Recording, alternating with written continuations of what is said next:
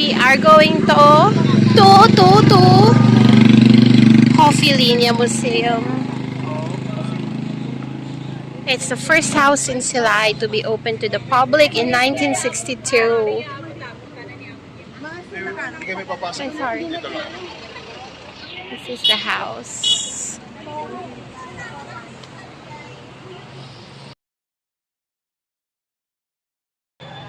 15 kami. Dali lang. Pagbukas pa. Do you know why Negros is called Negros? Dark-skinned people? That's what they Yes. taught in school. Yes, because when the Spaniards came here, during the 15th century, in this island, they saw a lot of Incas. We call them Ati. And the Spaniards called them Negritos. That's why it's called Negros. And Bacolod is called Bacolod because Bacolod used to be in a mound. And we call the mound Buklod. That's why it's called Bacolod. Yes. And Silay is called Silay because there used to be an Eta female warrior here. His name was Kansilay. And she died, the tree grew out of her tomb. And we call the tree Kansilay tree. That's why they call the place Silay. And Silay is called Paris of Negros. Paris. Of Negros. Have you heard of that? Yes. Because we used to have the longest port in the Philippines. This is 1.7 kilometers long. And this is how it looked now because during the Second World War, this was destroyed by the Americans. So the Japanese cannot land, just like in the ruins. The ruins was burned by the Americans, so the Japanese cannot go in. Then, but before the Second World War, a lot of Europeans will come here, bought their arts and culture here in Silay. That's why most of the houses here in Silay have European products. And some of the houses are European in style. That's why they call the place Paris of Negros, without the Eiffel Tower. Okay? And this house was built 1934. Commonwealth time, the coming of the Americans already. So the style of the house is more on the American style. But everything here is very old. 1950s, 1960s. And even your tour guide also is old. Okay? And I'm so proud to say about the lights. Those were original lights since 1934. It's good with the didn't break. Or else nothing will cannot be replaced anymore. And that came from America. And the tiles outside, that is called Machuca tiles. Have you heard about Machuca tiles? And you know how thick that is? Yes. 1 inch. And hand-painted. That original, made in Spain. Because Manila now is making Machuca tiles. And in the Philippines, Madaya, it's less than 1 inch. And it is already painted. That one is hand-painted. And until now, it hasn't faded yet. Okay? And the oldest part of the house is this staircase. This came from the house of my grandparents. It's more than 100 years old. And it's made of balayong, iron wood. Most of the old houses are made of balayong because it's very hard. Harder than Nara. But now it's almost finished. You can find the balayong only in Palawan. And this is termite-free. That's why it still looks nice. And it was not the Filipinos who carved this. Chinese. Because the Filipinos who not skilled them, that's why the design is 3D. And since there's a belief in China and Chinese, Feng Shui, the staircase is in Oro Plata Mata. Oro Plata Mata. So, and then those are the owners of the house. That is Manuel Ophelania and that is Hilda Ophelia. They got married in 1929.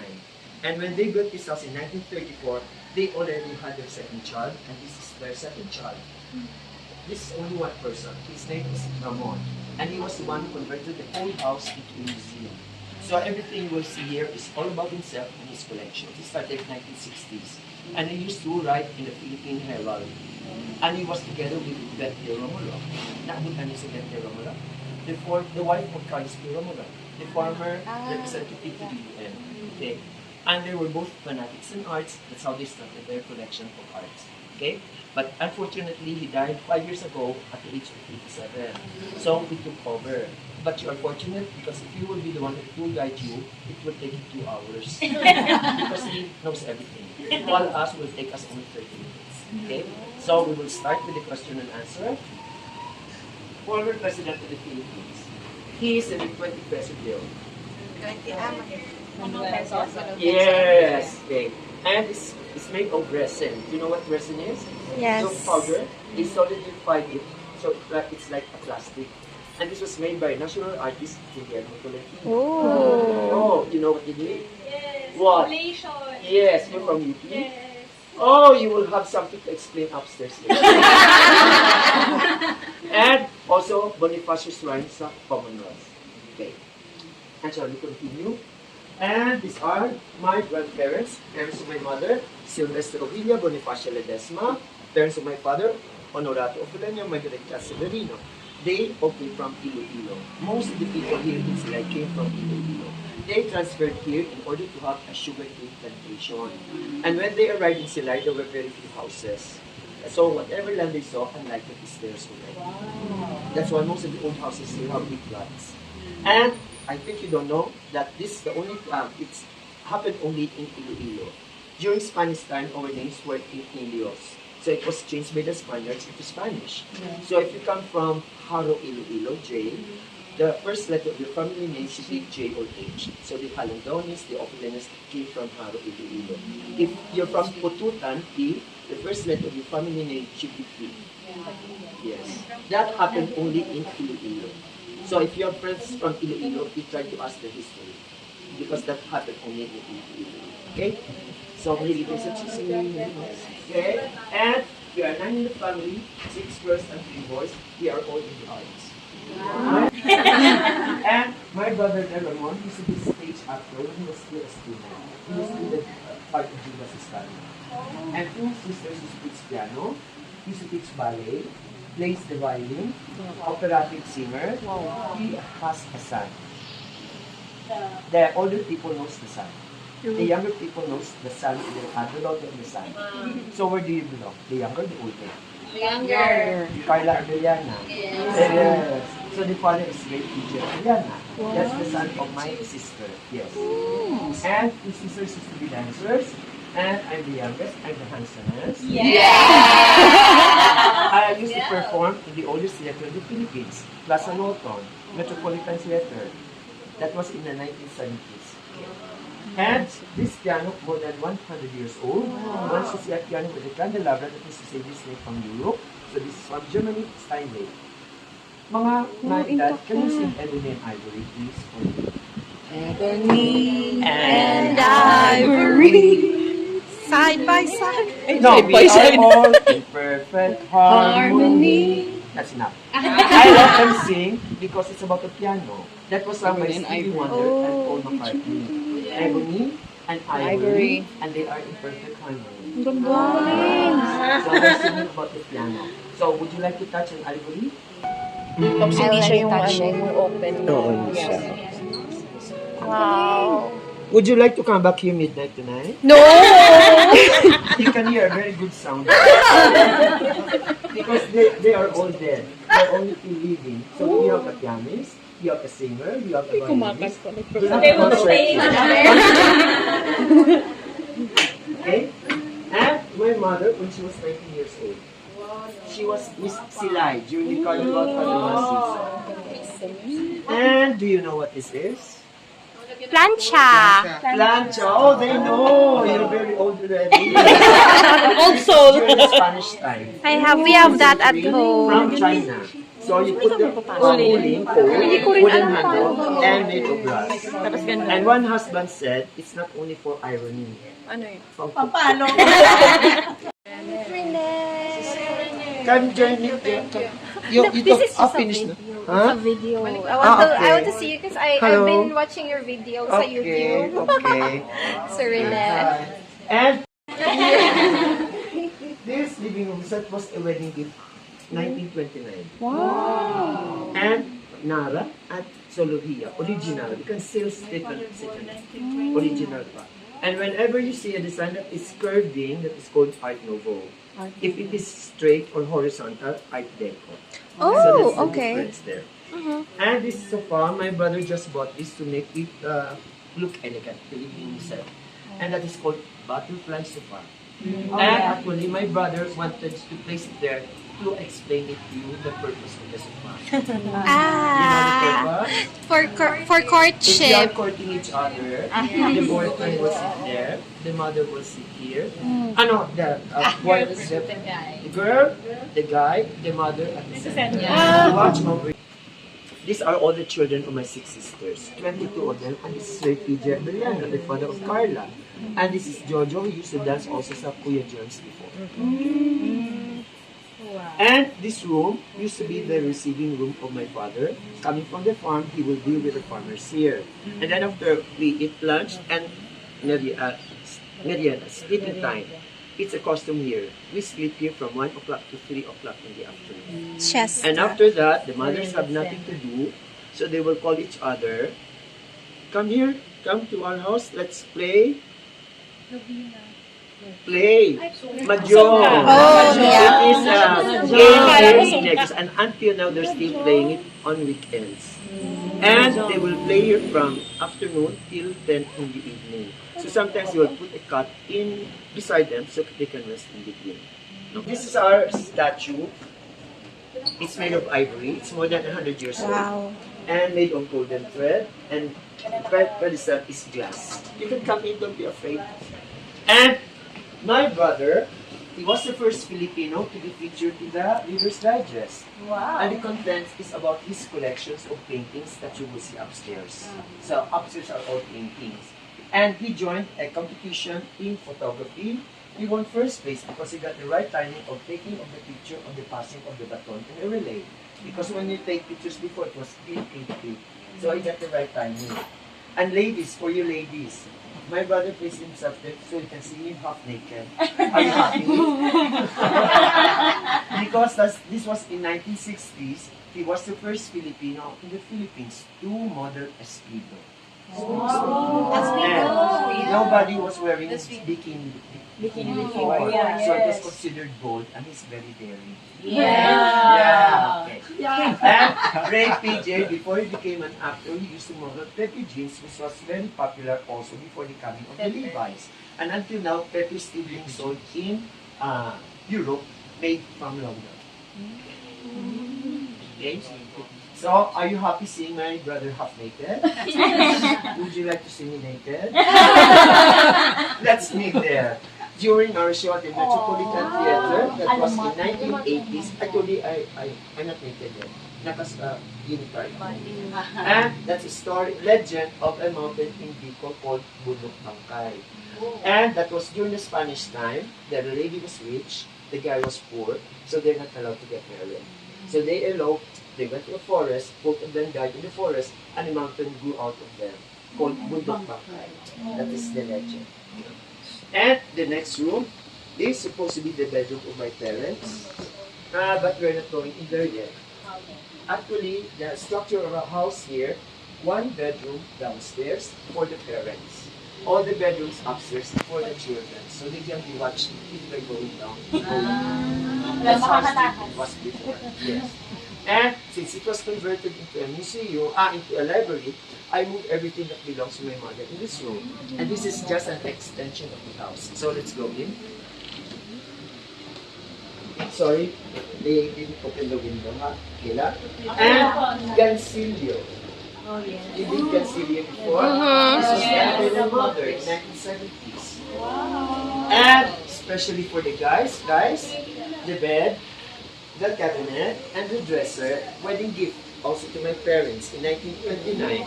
And you still have where you put the mosquito net. And before, naka-display ko with the phone, there was one visitor who complained, "Sir, the bed is very old. There were no phone net. Banig pa." So, nilagyan ko na lang ng banig.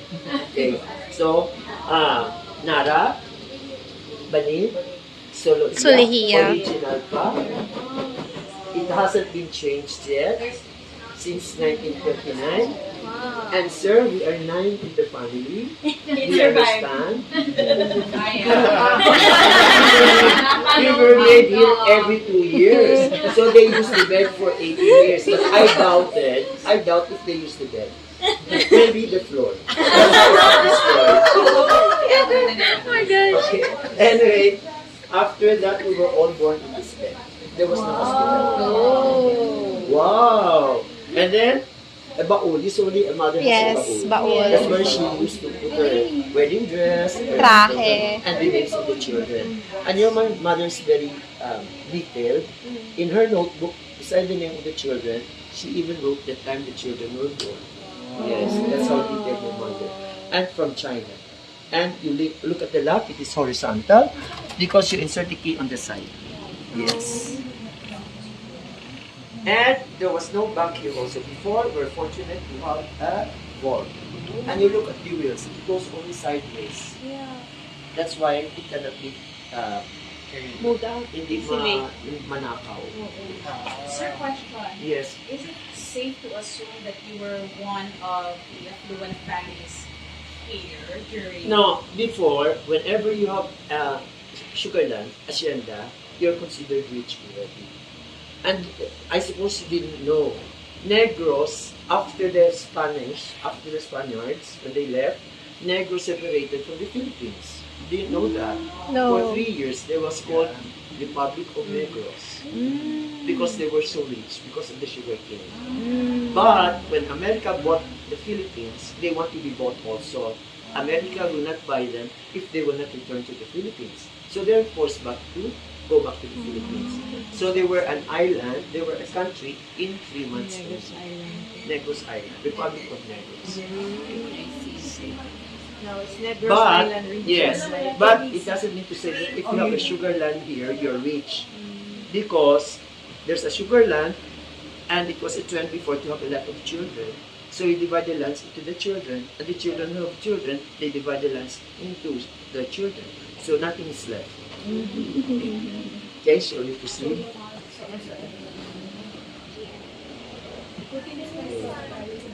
Oh, this is the book. You have it at your house? I didn't mention I don't know if I have it at No, my sister-in-law. I got it Those for my sister. Sugar belt. I'm, Some of the houses in Iloilo, but I'm gonna try to look something up. it's just not fully booked. I'm not gonna buy them cheap. I'll look for an ebook. Yeah, but it's really cool. Yeah. Nice. I want Filipino to. cultures. Did you read it from front to back? No, I did not. That's why you're familiar with it. Yeah, it's really cool. I spend my nights watching that YouTubero. That's why I know him. Like I just watch old houses. I really want to own one. Oh. Gosh. And my brother used to teach the children how to do prints. And this is the machine, this one. Yes. And by the way, those children, they were Ooh la la. taught in 1970s. My brother was able to preserve them. There, that's their work there. Printing machine. Yeah. So, and this is called wood cut. Wood and then you Woodcut, carve. yeah. So you saw the carving. Yes. And then when it gets dry, you put ink. You place it on the paper to be printed. You cover it. You adjust the height so it will go in, and you roll it in to be pressed. That's why it's called a printing press. Okay. And when you see a finished product, a drawing with a number under, that is called print. If there is The no number of it is prints. a painting. So the print has a number 1/18. In other words, 18 has been done, and this is the first. The print. first one. And the first print, the printer will not sell because it's valuable to him. So we'll sell the number 2. He will put ink again. It will not come out like the first print. It has a little defect already. So the more prints you make, the lesser the value. So if you want to buy a print in the future, you buy the lowest number that is available. That is near the number 1. Okay? That is mascara there. You want to know the story of that? That happened during martial law. Roberto Benedicto, you know him? He was assigned by Marcos to be in charge of the money here. He was the father of Kichi Benedicto. And, yes, and I had a bank here named Traders Bank. And he got all the money here. Even the hacienderos don't have money. So everybody was very sad. So, but they want to celebrate the festival. What are they going to do? So somebody suggested, why don't we cover our sad faces? So they agreed. And those who participated were government employees and students. They were white masks with a red smiling lips. And they protested for 2 years in Bacolod, just like what's happening now. And after that, it became commercialized. It became the City of Smiles and Mascara. Yes, that is the story there. Yeah. Yes. And our money. Japanese money during the Second World War. Mickey Mouse Look at the money. quality. It looks like bond paper. That's why it's called Mickey Mouse money. It's already a plating. And this is the first money printed by the central bank after the Second World War during American time. So it looks like monopoly money. Yeah. Yes. I have Mickey Mouse money at home. Yes. Place. This is the minting plant in Quezon City. Yes. And when they make the money there, they will insert the plain sheet, and when it comes out like this, uncut bills. And they will make 1,000 copies of that. So it will provide money to the Philippines. Okay? And they have to splice that exact. So because, in other words, if it's crooked or what, they will just destroy it. This came from, Bako Central? Yes. These are That's how it will originals come po? out. Yes. How did you acquire it? Secret. Bidding. Because I was a choreographer. And they have a choral group. So I used to choreograph their shows. So they'll, besides paying me money, they will give me a present. Oh, wow. Oh, wow. Okay. And funny, this is the oldest money I have here, 1949. And the name is half peso. Why half peso? Not 50 centavos. Yes. Yes, in paper. At dapat 50 centavos. But why half peso? Okay. And this is our money during the martial law, 150 pesos.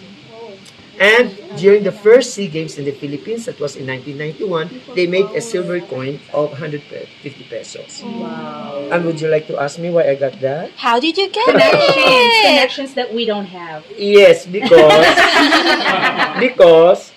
I was one of the producer in the SEA Games. Wow. There were four of us as the director, script writer, musical director. I was the choreographer.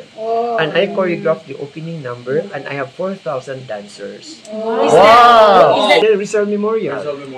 And it was so crowded, a lot of people wanted to go in. Backstage, I was there watching because the performers are passing. Nasira ang buong wall because they wanted to go in and watch. It's First SEA Games in the Philippines. And this is an anteater you can find in Palawan. Wow. And so you want to listen? Yes, please. Already. Made of small stones inside. You have comics. But Comics. yes, those are my collections. I buy that in Bacolod Oh my almost every week. gosh. Comics. And I have this. You know this? Matryoshka. Okay. So you still want to see it? Yes. From Russia, and this is from Poland. Nesting doll. How many are inside? 3 or 4? Is it 5? No, It's a too nesting ball. 2 months. 5. 6. 1, 2, 3, 4, 5, and 6. Okay. The smallest dolls from Japan. OMG. And one girl, don't take yet. I'll Okay. explain. One girl and one boy, and it has a rice grain on top to compare that the rice grain is bigger than the dolls. What I will do, I'll place it there, and when you zoom it, dapat makita ang red and blue colors. How did you get it? I bought this in Japan in 1970. My focus is so bad. Maybe, wait, too much. Hindi kaya. Yes, I will tell it to you after you. Meteorite. Is it? Yes. Oh, wow, yeah. Oh. Can I touch, please? Can I touch you? Yes. Nag-wish na ako. Nag-wish kayo kasi sa falling star. Nag-wish na ako. Darno. Darno. Ano lang po? Are we through? Shall we go out? Yes. You have the canteens for the Americans. Yes. Armed Forces of the Philippines. Canteen? Water canteen. Oo, ng mga sundalo sa una. Oh, it's made here in the Philippines. Am I right? No, in Negros. In Negros, yeah. During martial law. Yeah. Roberto Benedicto was assigned here, di ba, I told you, sa martial law. And he made this for the farmers kasi walang kuryente sa farm. Battery of the car can operate this. At an advertisement pa before, don't sell your calabaws because you can buy television at the very cheap price. 1974, 50 pesos. Wow. Very popular in the Western Visayas. And some of them are still functioning now. But this was stopped in manufacturing because na-ousted na si Marcos. It was during the time of Marcos. Very popular here in the Western Visayas. Okay? Oh. And, sir, yes? Sir, is this house being used to a film or Spain to Mexico to the Philippines. Oh. Ibuhat nga, sir? May laman po? Wala. At mabigat. Kahit walang laman. Made of oak wood. And, ma'am, Wow, mabigat nga. do you see a cute child there? That's me. And it's also on this table. You're on that side. They have a gift, and they like the gift. They don't choose it. Only for the visitors. No, for display. And never been used. Since 1929. China. And if you look at the birds are embossed because they are all hand painted. Yes, and this is porcelain from Germany. Oh, Germany. Yes, and those full of flowers from Czechoslovakia. It is because we have the longest bridge port in the Philippines. That's why Czechia. we have access to the European products. And outside of Sila, there are people selling flower pots. My brothers and artists who teach them to do artworks out of the flower pots. So these were their works there. And we'll have 15 minutes more. Shall we go up? Czechoslovakia on the Czech side right now or on the Slovak side? China, they didn't have beer before. They used to import beer. Okay? Oh shall we yeah, go oh up? I have that pang beer pala yan. Yes. I have this at Beer. home. Now I know. Shall we go up? At here the stairs. Walang tingnan ng that kasi masabi matibay. No squeaking, right? Yeah, no squeaking sound. Wow. Still uncomfortable. And you can sit on the chairs if you want. Everybody move there so you can see him. And this was done by Napoleon Abreva. Napoleon Oh, Abreva yeah. is the one who did the chopping board. Chopping board. Yes, and he made this also. And what is this, sir? Dumbbells. Okay. It's not so heavy, so make a facial expression that it's heavy. 4 times. 3 and 4. Okay, I have 2 yet. But Napoleon Abreva said, you don't hold the center. Because Okay, it is a okay. special dumbbell. He calls this nipple dumbbell. So you're supposed to hold the nipples. 1 and 2 and 3 and 4. Okay, sir, you heard the initials. You do not know who belongs to their breast. Si Jessie talaga The breast is the breast of Sophia Loren. But parang the square ang pictures, suso you want to take a niya. picture, at least it here, Okay. and it has a name there, Abueva, and you can take pictures like that. And my brother wanted, sir, okay, and my brother wanted to say thank you very much that you came here and you look at his collections. Did you enjoy? Yes.